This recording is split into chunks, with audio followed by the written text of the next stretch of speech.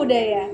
Masih bersama saya Fadila Sakila Ahyar. Hari ini kita masih berada di Padepokan Seni Budaya Jawa Cipto Budoyo dalam kegiatan pra-event Festival Budaya Jawa Delhi tahun 2022. Bersama saya sudah ada Pak Winarto yang merupakan seniman dan juga merupakan generasi ketiga suku Jawa Delhi yang ada di Sumatera Utara. Jadi kita akan ngobrol-ngobrol sedikit, kita akan cari tahu bagaimana sih histori atau sejarahnya masyarakat Jawa itu bisa masuk ke Sumatera Utara, khususnya ke Kota Medan yang terkenal dengan daerah heterogen di Indonesia. Boleh diceritakan Bapak? Jadi Jawa pertama masuk ke Medan, suku Jawa didatangkan oleh Belanda waktu itu sekitar tahun 1800-an, didatangkan sebagai pekerja perkebunan, yaitu menanam tembakau. Itu awalnya. Kemudian setelah itu ya berkembang hingga saat ini, jadi begitu. Ya, berkembang hingga saat ini ya Pak ya. Dan suku Jawa yang ada di Sumatera Utara adalah suku terbanyak yang ada di Sumatera Utara, benar ya Pak ya? Ya benar. Menurut sensus begitu. Tapi sehingga berabad tinggal di sini sehingga melahirkan budaya sendiri ya, melahirkan budaya atau punya ciri khas tersendiri Jawa Delhi ya. Karena ada akulturasi budaya itu ya Pak ya? Iya, benar sekali. Oke, kalau begitu Pak, boleh saya tahu kan Bapak sebagai generasi ketiga pasti sudah banyak perkembangan budaya yang Bapak rasakan selama ada di Medan ini khususnya. Nah, saya mau bertanya soal perkembangan budaya, karena kan pasti berbeda ya Pak, suku Jawa yang ada di Pulau Jawa dengan suku Jawa yang ada di Pulau Sumatera, khususnya di Sumatera Utara. Ya. Setahu saya salah satunya adalah ketoprak ya. Kalau di Jawa tuh setahu saya ketoprak, kemudian di sini jadi ketoprak dor, itu khas Sumatera. Hanya ada di Sumatera Utara, saya pikir itu. Itu yang sangat signifikan barangkali.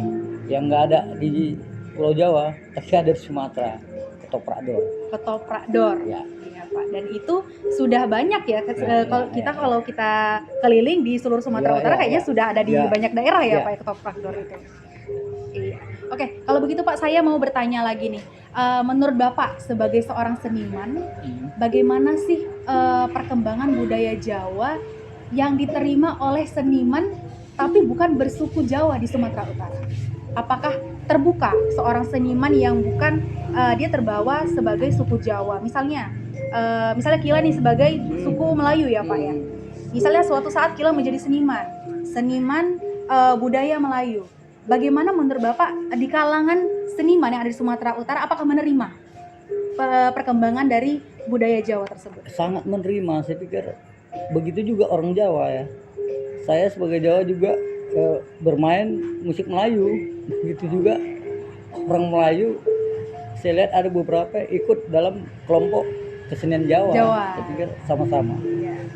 Sama-sama membangun ya Pak. Sama-sama membangun. Baik Pak Winarto, ini terakhir ya di podcast kita pada malam hari ini. Saya ingin bertanya, kita akan melaksanakan Festival Budaya Jawa Delhi yang ada di Sumatera Utara.